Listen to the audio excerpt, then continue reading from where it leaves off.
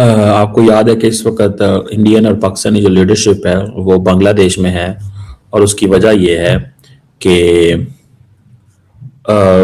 You know Sheikh Khaleda जिया साहबा की वफात एंड ऑल दैट। आज खालिदा जिया का निधन हो गया। किसको पागल कुत्ता काटा है जो जाके ऐसे काम करेगा? कौन करेगा? ये जानबूझ के फंसाया जा रहा है। अब आप जब मारोगे किसी को तो आपको कोई तो बहाना देना पड़ेगा यार, कि तुमने प्रॉफिट मोहम्मद के बारे में कुछ कह दिया, तुमने कुरान के बारे में कुछ कह दिया, तुमने इस्लाम के बारे में कुछ कह दिया।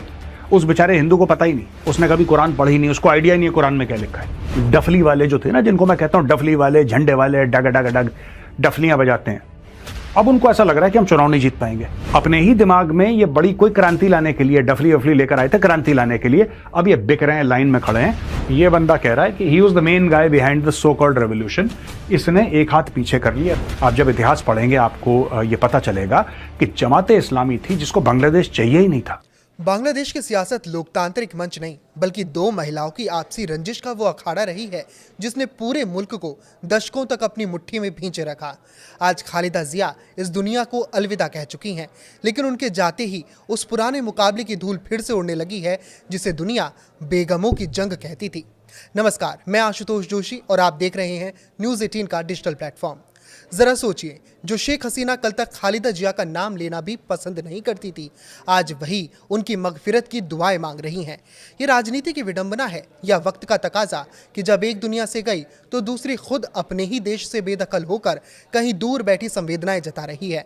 इन दोनों का रिश्ता महज दो नेताओं का रिश्ता नहीं था, ये एक ऐसा उलझा हुआ धागा था जिसकी शुरुआत 1980 के दशक में बड़े प्यार और भरोसे के साथ हुई थी। जब ये दोनों बेगमें एक साथ सड़कों पर उतरती थी, एक दूसरे का हाथ थामती थी और सैन्य तानाशाह जनरल इरशाद के खिलाफ लोकतंत्र की हुंकार भरती थी। उस दौर में ढाका की गलियां गवाह थीं कि इन दोनों की दोस्ती में कितनी शिद्दत थी। लेकिन जैसे ही 1990 में तानाशाह का पतन हुआ और सामने प्रधानमंत्री की कुर्सी आई, यही पुरानी सहेलियां अचानक ऐसी कट्टर दुश्मन बन गई कि फिर कभी उन्होंने एक दूसरे की तरफ मुड़कर प्यार से नहीं देखा। सच्चाई तो ये है कि इन दोनों की राजनीति की जड़ें शहादत और बदले की मिट्टी में धसी हुई थी। चुनाव है in the second week of February, वो इन सब चीजों से इंपैक्ट होने वाला है। हिंदुओं का वहां पे क्या हाल है, कौन से नए अटैक्स हिंदुओं पर हो रहे हैं, और आखिर बांग्लादेश की जो उभरती स्टूडेंट लीडरशिप है वो चाहती क्या है। चलिए आज के वीडियो में ये इन्वेस्टिगेट करते हैं। सबसे बड़ी खबर दोस्तों जो बांग्लादेश की ब्रेकिंग न्यूज है वो ये है कि गुड बाय खालिदा जिया। ये 15 अगस्त 1946 से लेकर 30 दिसंबर 2025 तक आज खालिदा जिया का निधन हो गया। दोस्तों ये जो डेट है इनकी और साल है 1946 का, ये हमने बांग्लादेश नेशनलिस्ट पार्टी जो इनकी पार्टी है उनके वेबसाइट से लिया है, क्योंकि अलग अलग लोग कोई 47 बोल रहा है, कोई 45 बोल रहा है, कोई 46 बोल रहा है। तो we went to the website and we took this. Great loss for Bangladeshi politics. ये देखिए अच्छी चीज लगी मुझे आवामी लीग ने, और ये कट्टर दुश्मन है एक दूसरे के। बीएनपी और आवामी लीग ये कट्टर दुश्मन हैं एक दूसरे के, लेकिन बांग्लादेश आवामी लीग का आप ये देखिए, Sheikh Hasina expresses condolences on the passing of Begum Khalida Zia. I extend my deepest condolences on the passing of BNP chairperson and former Prime Minister Begum Khalida Zia. ये पूरा का पूरा उन्होंने लिख के दिया है, which is a good decent thing to do. खराब कर लिए, समझ रहे हैं। इंडिया ने अपने ताल्लुकात अमेरिका से भी खराब कर लिए, और वो इस सेंस में खराब कर लिए, उन्होंने कहा यार ये क्या मतलब, रोज आए रोज चलता रहता, ठीक है। ये रोज कहते हैं कि जी हमने मीडिएशन की, वो कहते हैं कोई मीडिएशन नहीं, ये इंडियंस कह रहे हैं, ठीक है जी। सो दैट इज इम्पोर्टेंट, कोई मीडिएशन नहीं हुई। अब जारी बात है इसमें भी वो देखना पड़ेगा कि किस तरह की मीडिएशन है, क्या है, कौन है, किधर है। तो एक वो जैसे कहते हैं ना, दैट मेक्स अ सेंस, एक सेंस बनती है।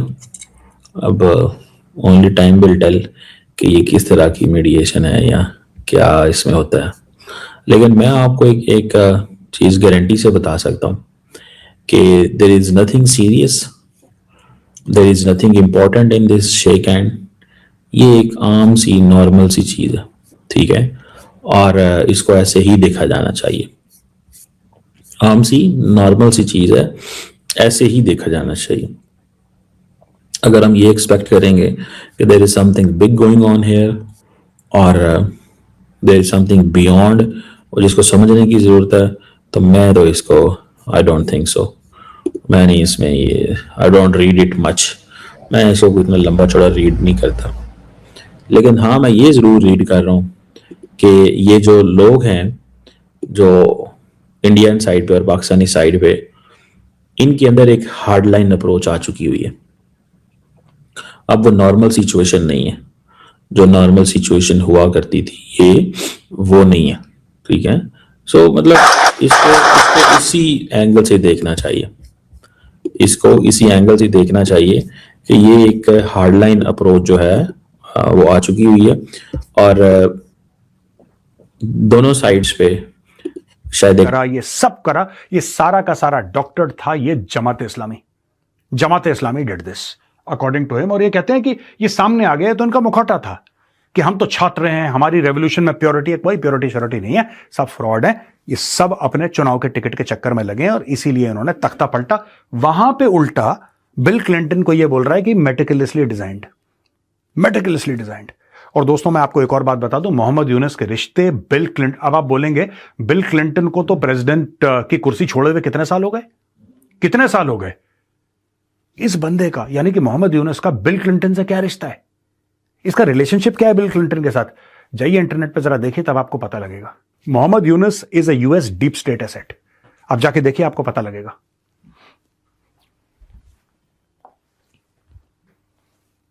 खालिदा जिया के बेटे हैं तारिक रहमान, ये बांग्लादेश के इलेक्शंस को कॉन्टेस्ट करेंगे। तारिक मच, मैं इसको इतना लंबा चौड़ा रीड नहीं करता। लेकिन हाँ, मैं ये ज़रूर रीड कर रहा हूँ कि ये जो लोग हैं जो इंडियन साइड पे और पाकिस्तानी साइड पे, इनके अंदर एक हार्ड लाइन अप्रोच आ चुकी हुई है। जय हिंद दोस्तों, जैसा कि आप लोगों ने देखा होगा कि कमर चीमा जो भारत हैंडशेक कंट्रोवर्सी थी उस पर बहुत बोल रहा है। और इधर देखा जाए कि जो पाकिस्तान मीडिया है वह बुरी तरह से रो रही है, इधर कमर चीमा रो रहा है। दोस्तों अगर यह वीडियो आपको अच्छी लगी तो उसको लाइक भी कर देना और चैनल को सब्सक्राइब भी कर देना। दोस्तों आप लोगों ने देखा होगा कि मेजर गौरव आर्य साहब ने बुरी तरह से जो बांग्लादेश की सियासत है वह किस तरह से अपना वोटिंग के चक्कर में अपना इलेक्शन, क्योंकि बांग्लादेश में आने वाले हैं तो उसके चक्कर में क्या क्या कारनामे कर रही है, मेजर गौरव आर्य ने पूरा उसको एक्सपोज किया है। यह देखकर पाकिस्तान की मीडिया और पाकिस्तान की जनता का रोना धोना हमेशा ही लगा रहता है। दोस्तों यह वीडियो को लाइक कर देना और चैनल को सब्सक्राइब कर देना। और दोस्तों इस वीडियो को, मैं नया हूँ यूट्यूब पर, इस वीडियो को हाइप भी दे दिया करो। दोस्तों अगर जैसा कि आप लोगों ने देखा होगा पाकिस्तान हमेशा ही बांग्लादेश का फेवर करता है और बांग्लादेश के बारे में बोलता रहता है, क्योंकि दोस्तों जो पाकिस्तान है और बांग्लादेश है दोनों दहशतगर्द देश हैं। दोस्तों चलो उस वीडियो को यहीं ख़त्म करते हैं, मिलते हैं नेक्स्ट वीडियो, तो तक के लिए जय हिंद।